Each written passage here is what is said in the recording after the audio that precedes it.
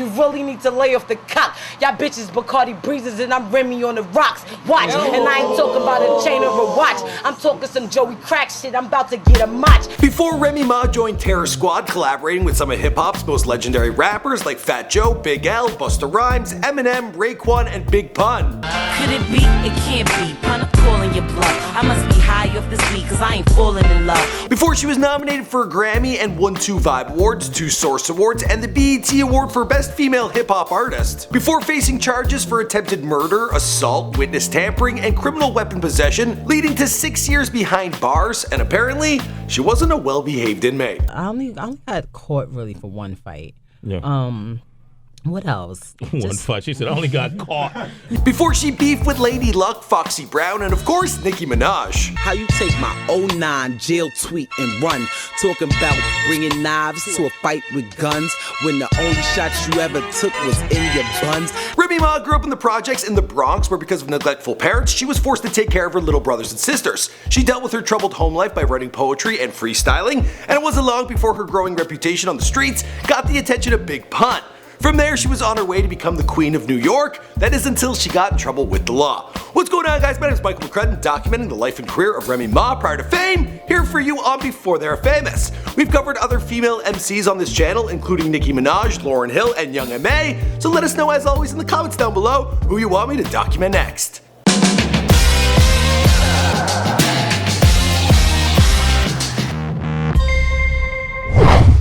It ain't hard for me to keep a man. I'm like a 9.7 on a scale from 1 to 10. I got 11 11s and 12 grenades, but when I spit 16s, my bills get paid. Reminisce Smith, better known as Remy Ma, was born on May 30th, 1980, and she grew up in the Bronx in the Castle Hill projects, just around the corner from where Big Pun lived. She often saw the consequences of her family's drug abuse. As a result, she played a major role in raising her little brothers and sisters, and to deal with the chaos at home, she took to writing poetry and freestyling rap verses with her friends. One day when she was still in high school, Def Jam came around to promote DMX's new album, and the side of the bus unfolded into a stage, and kids were invited to rap battle. Remy's friends pushed her to perform because she was the only girl, and she garnered a lot of attention. It wasn't long before someone from Big Pun's crew approached her and invited her to audition for him. She met Big Pun at his house. When she walked in, he was in his boxers getting a massage. She spit for him, and although he seemed unimpressed, the verse actually ended up on his song, Miss Martin. I inhale the deepest, cock back and bust rhymes at your speakers. I'm trouble, shoot out the air bubbles in your sneakers. The type to cop a range along with all the features. A couple days later, he showed up at her building, asked her to braid his hair, and brought her to a video shoot where he introduced her to Fat Joe and Jennifer Lopez. Every day after that, she would meet him after school and they would record in his studio. I told these niggas that I was the sickest bitch, and every time you spit, I'ma spit some sicker shit. Ridiculous, I reminisce, blazing track, type shit, make a nigga wanna play you back. Through Big Pun's connections, she met some of the hip-hop's finest. She was soon collaborating with the likes of Big L, OC, Busta Rhymes, R. Kelly, and of course Fat Joe. Remy would be featured on 2 tracks on Big Pun's album, Yeah Baby, which reached number 3 on the Billboard 200 and number 1 among R&B and hip-hop albums. But of course, tragedy was just around the corner, and Big Pun died on February 7th, 2000. Now, we've actually made a video about Big Pun, his life and his career before his passing. You should check it out. People regarded him for his unique flow as well as Puerto Rican pride, and on top of that, he had a killer sense of humor. Well, this soon caught the attention of another Bronx rapper by the name of Fat Joe, and together the two would become a duo larger than life. Big Pun found success quickly, not only within the Latino community, but throughout America. But the pressure of fame and access to money only fueled his food addiction. His weight actually skyrocketed to the point where Fat Joe had to sit down with him and talk to him about his obesity. And when you have a man by the name of Fat Joe telling you have a problem, well, it's pretty serious. And even though I discovered Big Pun, the truth is he taught me how to make hit records. Remy Ma heard about Big Pun's passing from a radio announcement while she was riding in a cab. She recalls thinking it wasn't possible that he had died because she had just seen him, and they were looking at old photographs and he was bragging about his recent weight loss. Despite the loss of her mentor, Remy was not alone. Fat Joe quickly took her under his wing, signing her to his imprint label and making her a member of Terror Squad. Over the next few years, she continued to release singles and collab with major artists. Her biggest win was probably the club banger she put together with Fat Joe, Mace, Eminem, and Lil Jon. It's titled Lean Back. Remy Ma was continuing the freestyle and rap battle at this time. One of the most serious of battles was against Lady Luck, which she won, taking home a cash prize of $20,000. During one of her rap battles with Lady Luck, she ran into Foxy Brown, who was apparently annoyed that Remy didn't treat her with a particular amount of respect. When Remy challenged her to a rap battle, according to Remy, Foxy told her that battles are for beginners. The two had already insulted each other in the press, beginning in August of 2004, when Remy told a reporter, "Right now it's a lack of female rappers in the game, Foxy don't got anything going on." The two would apparently subliminally diss each other in interviews for months, until January of 2005, Remy Ma reportedly punched Foxy Brown in the face. Well, I don't know if it was the face, but she punched her. The same year, Remy Ma collaborated with Papoose on a song called Bonnie and Clyde.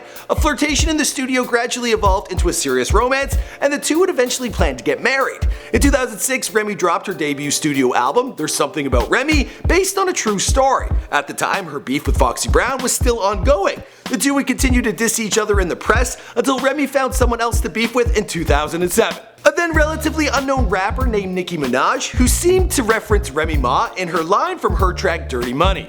Tell that bitch with the crown to run it like Chris Brown. She won 3 rounds, I'ma need 100,000. At the time, Remy was seen as the reigning rap queen of New York and had won a $20,000 rap battle against Lady Luck a few years prior.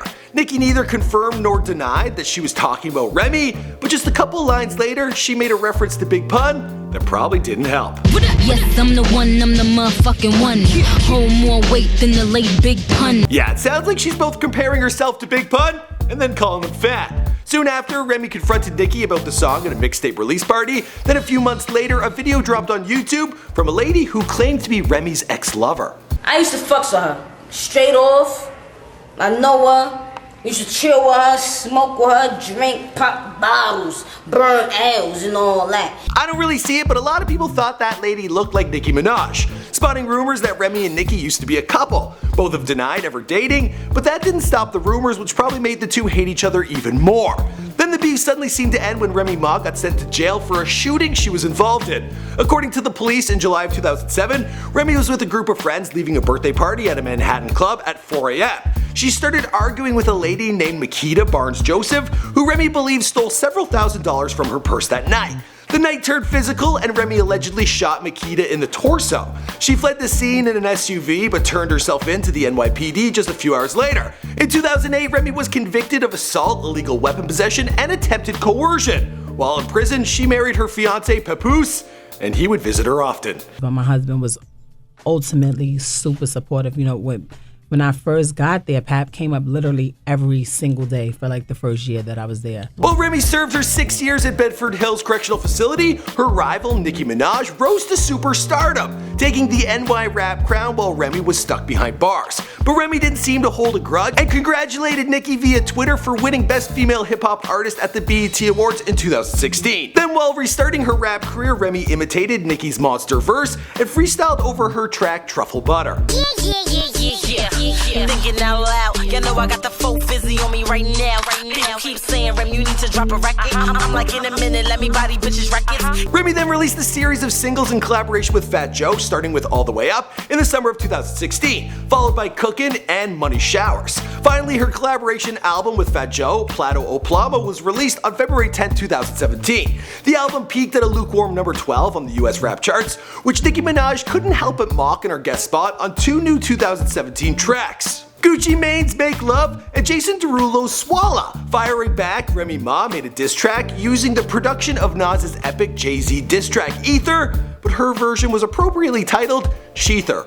Told you I wasn't talking about your dumb ass. It looks stupid. You literally got a dumb ass. The song was filled with personal digs. She accused Nicki of using a ghostwriter, stealing lyrics, and getting butt injections. She also makes reference to Nicki's brother being accused of pedophilia. Remy apparently has a second diss track in the works called Child's Play. Lil' Kim has also sided with Remy in the beef because, of course, she's planning to remake Ladies Night featuring Remy Ma and Cardi B. Remy also has a new album in the works, 7 Winters and 6 Summers. And the rest of the story? Well, you know the story because this is Before They're Famous. My name is Michael McCrudden. Be sure to subscribe to this channel, check out the other vids. See you guys in the next one. Everybody with a rhyme one end. And since G Units poppin', they wanna rhyme like them. Why you changing your voice up? Bitch, you sound like a him. I body beats on a regular and I sound like Rem.